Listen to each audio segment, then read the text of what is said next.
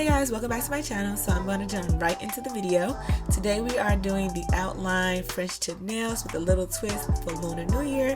I'm starting off with the Nail Couture XXL coffin nails. Then I'm trimming down the tips to make more into a taper square. Now I do have their XXL square nails, but if you've seen those videos, you'll know why I'm not using it. And if you haven't seen those videos, I'll link it in the cards or in the description box down below. But if you do have square nails, go ahead and use that. If not, get you some coffin nails, trim down the tips, clean it up a little bit with your file, and you'll be good to go with this design.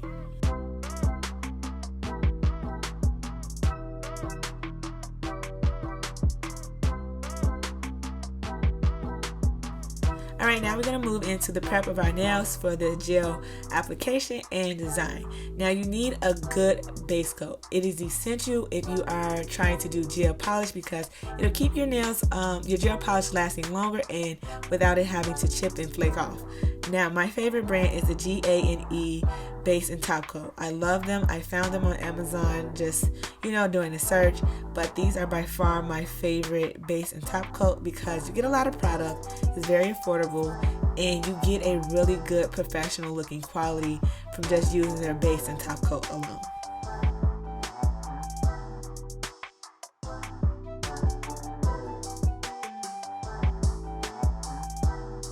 Once again, the star of the show is this milky polish that I found on Amazon. If you remember from my milk bath nail video, you'll know why I love this polish so much.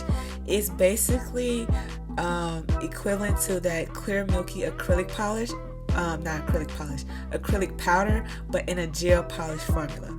Now I talked to a lot of people and everyone that I talked to told me I can only get this milky color if I use acrylic powders. And as you know, I don't use acrylic powders. I am a press-on queen and gel nail extensions all the way. So I was really happy when I found a gel polish that mimics that classic milky acrylic color. I will link it down below if you guys are interested, and I do suggest that you try it out, especially if you are looking for that off-white color.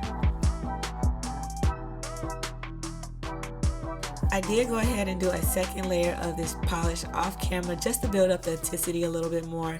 And do not pay attention to the spillage underneath my nails from my gel extensions.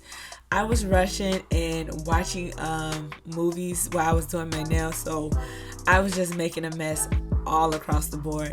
I did clean it up a little bit off camera after I was done with the video, just so you don't see that. Just keep in mind when you are doing your own that you do not have spillage, because you will see it through this polish. Now that you're done with the gel polish, make sure you go in one more time and clean up your nails around the edge, because when you go in to do the outline, you want that to be as clean and as neat as possible to help guide you when tracing the tip of your nail.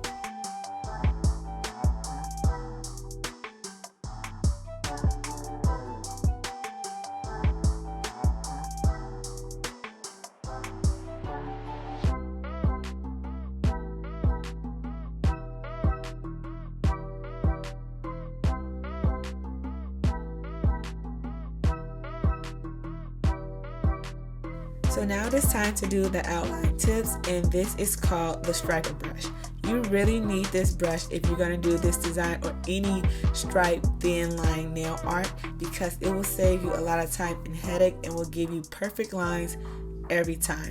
That's because the brush has long thin bristles. You can get them in different lengths for longer nails, and it just makes the whole process a lot easier. A little tip for the placement of the line where you need to start at. Start where your your fingertip in, and pull in one long stroke out towards the edge. Try not to pick up your brush too many times and placing it and keep creating a line. That's how you make the line too thick and uneven. Just put it down and pull straight out. If you have a long enough striper brush, this will make the process a lot easier. If not, just try to keep it along the edge of the nail and glide it towards the edge.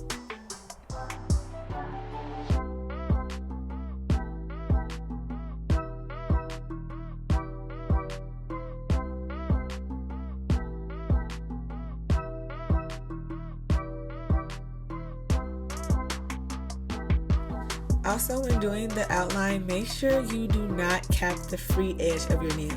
That is the little area in the front of the tip of the nail that oftentimes we do cap to make sure the polish does not chip or wear off around the tip. But since these are outline tip nails, you do not want to cap that free edge because it will change the shape of your nail and it will no longer be that crisp square shape. Also, before you cure your nails, make sure you wipe down the sides and the edges of your nail because that will affect the shape of your nails as well. It may not look like there's a lot of product there, but after you see when I wipe down the sides of my nail, there was a lot of product on the edge of my nail that would have affected the shape of my nails when I was done.